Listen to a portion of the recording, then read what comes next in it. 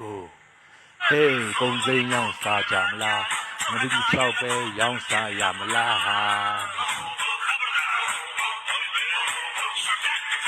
စိုက်ပွဲမောင်းအလုပ်လုံးမလားကုန်ထမ်းအလုပ်ပဲလုပ်ကြမလားရက်ထဲမှာပဲလုံးမလားဒီထဲမှာပဲလုံးမလားရွာတွေမှာပဲလုံးမလား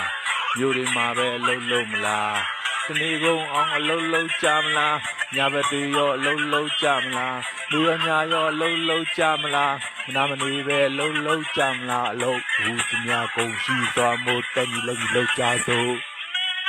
မမ